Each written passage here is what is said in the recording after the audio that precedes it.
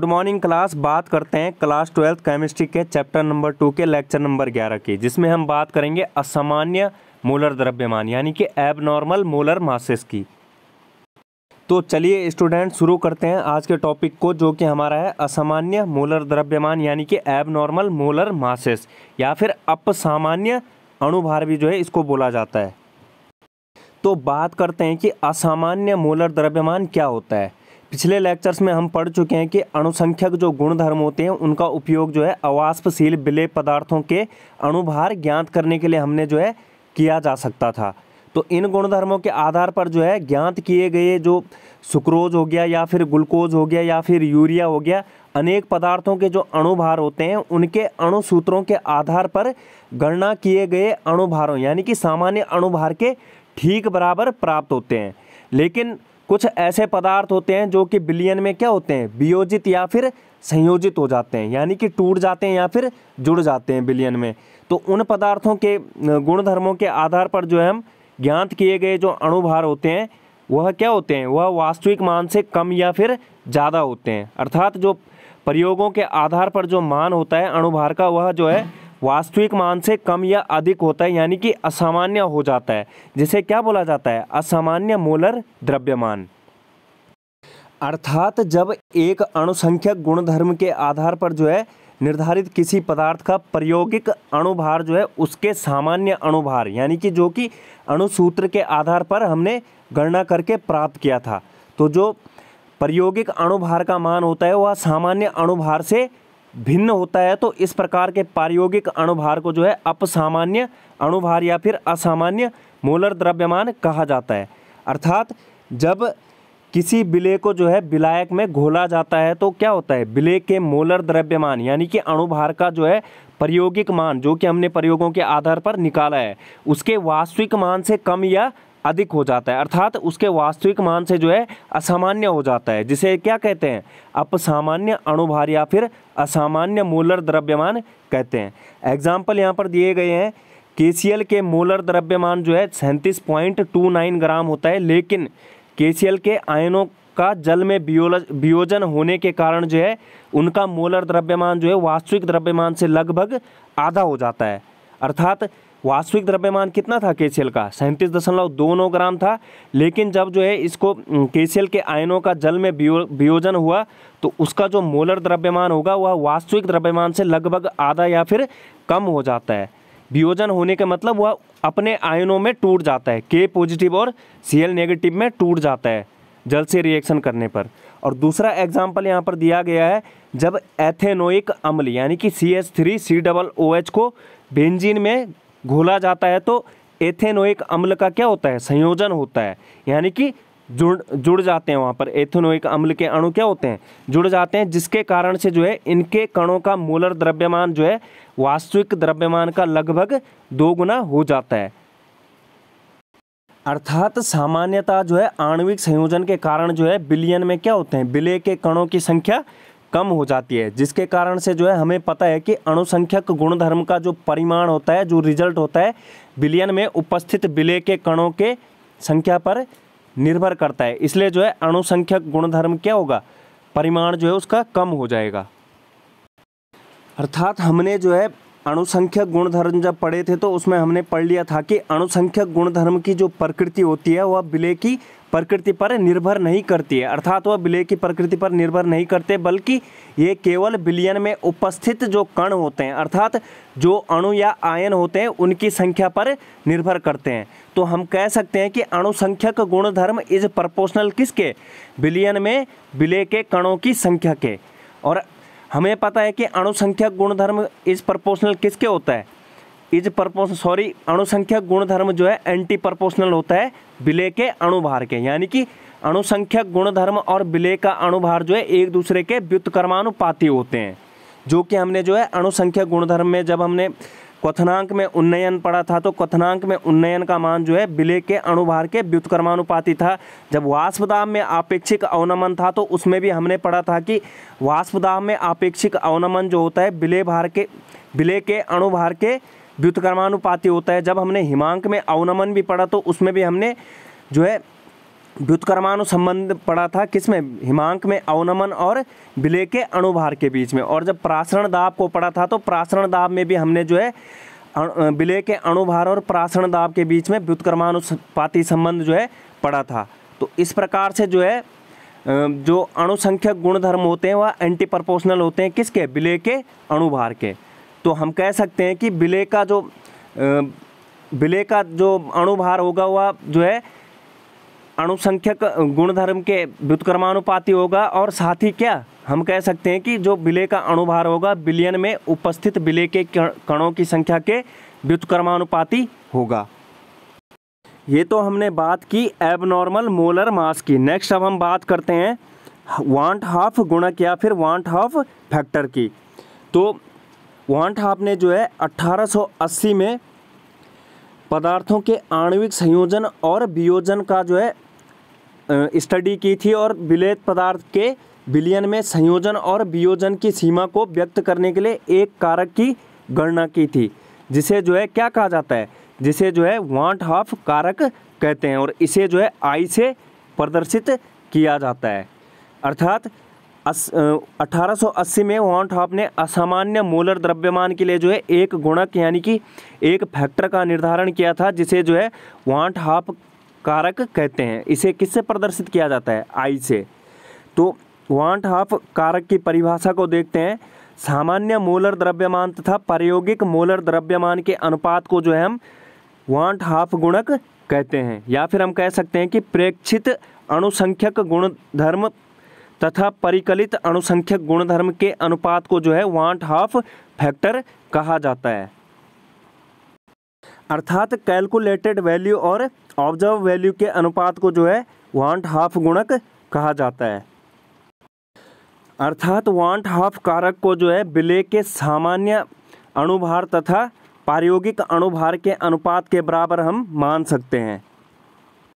अर्थात I is equal to सामान्य अणुभार बटे प्रायोगिक अणुभार। यहाँ से जो है हम सामान्य अणुभार को निकाल सकते हैं। सामान्य अणुभार is equal to I into प्रायोगिक अणुभार। वांट हाफ फैक्टर को जो है हम इस फॉर्मूले की मदद से भी परिभाषित कर सकते हैं, जो कि हमारे पास है I इज इक्वल टू एक अणुसंख्यक गुणधर्म का ऑब्जर्व्ड वैल्यू अपॉन उसी अणुसंख्यक गुणधर्म का सामान्य मान, यानी कि observed value upon calculated value. अर्थात किसी अणुसंख्यक गुणधर्म के प्रायोगिक मान यानी कि ऑब्जर्व्ड वैल्यू तथा सामान्य मान यानी कि कैलकुलेटेड वैल्यू के अनुपात को जो है वांट हाफ कारक कहते हैं। नेक्स्ट अब हम बात करते हैं जो हमारे असामान्य मोलर द्रव्यमान के उदाहरण थे। एक उदाहरण जो है हमारा केसीएल, जो कि केसीएल का क्या हो रहा था, वियोजन हो रहा था, और उसमें जो है वियोजन होने के कारण जो है मोलर द्रव्यमान जो था वास्तविक द्रव्यमान से कम या फिर लगभग आधा हो जा रहा था। तो यहाँ पर जो है आई की वैल्यू की गणना करते हैं। माना जो हमारा सामान्य अणुभार है एक्स है, और जो प्रेक्षित अणुभार यानी कि जो कैलकुलेटेड वैल्यू है वह जो है x अपॉन 2 है। तो यहाँ से I की वैल्यू कितनी आ जाएगी, लगभग 2। और इसी प्रकार से जो है हम संयोजन यानी कि जब हम एथेनोइक अम्ल को एग्जाम्पल लिया था तो उसमें क्या हो रहा था, जब एथेनोइक अम्ल यानी कि CH3COOH को बेंजीन में मिला रहे थे तो एथेनोइक अम्ल का जो है संयोजन हो रहा था, आणविक संयोजन यहाँ पर हो रहा था, जिसके कारण से जो क्या है इनके कणों का मोलर द्रव्यमान जो है वास्तविक द्रव्यमान के लगभग 2 गुना हो जा रहा था। तो I की वैल्यू हम सपोज दैट हमारे पास जो है सामान्य अणुभार x है और प्रायोगिक अणुभार यानी कि जो ऑब्जर्व्ड वैल्यू है अणुभार की वह 2x है। तो ये हमारे पास I की वैल्यू आ जाएगी 0.5 लगभग। अर्थात हम निष्कर्ष निकाल सकते हैं कि वियोजन के लिए जो I का मान होगा वह 1 से अधिक होता है, और जो संयोजन के लिए I का मान होता है वह 1 से कम होता है। एबनॉर्मल मोलिकुलर मासेस को कम्प्लीटली समझने के लिए हम जो है इन 3 केसेस को अध्ययन करते हैं, इनकी स्टडी करते हैं। पहला जो केस है हमारे पास, जब विलयन में विलेय पदार्थ की आणविक अवस्था जो है अपरिवर्तित हो तो I का मान जो है यानी कि जो अपसामान्य मोलर द्रव्यमान का मान होगा वह 1 होता है। अर्थात विलेय पदार्थ न तो संयोजित होगा और न ही वियोजित होगा। अर्थात हम कह सकते हैं कि यदि विलेय पदार्थ विलयन में न ही संयोजित हो और न ही वियोजित हो तो विलयन में उपस्थित विलेय के कणों की संख्या अर्थात मोलों की संख्या जो है उतनी ही होती है जितनी कि घोलने से पूर्व ली गई थी। अर्थात इस स्थिति में क्या होगा, अणुसंख्यक गुणधर्म का मान जो है उसके सामान्य मान के बराबर होगा और इसके आधार पर जो है हम प्राप्त अणुभार जो है पदार्थ के सामान्य अणुभार जो कि हमने अणुसूत्र के आधार पर प्राप्त किया था उसी के बराबर उसका मान होता है। अर्थात प्रयोगों द्वारा ज्ञात किए गए अणुभार का जो मान होगा वह वास्तविक अणुभार के मान के बराबर होता है। नेक्स्ट अब हम बात करते हैं जो दूसरा केस है, जब विलेय पदार्थ जो है विलयन में संयोजित होता है तो I का मान जो है क्या होता है, 1 से कम होता है।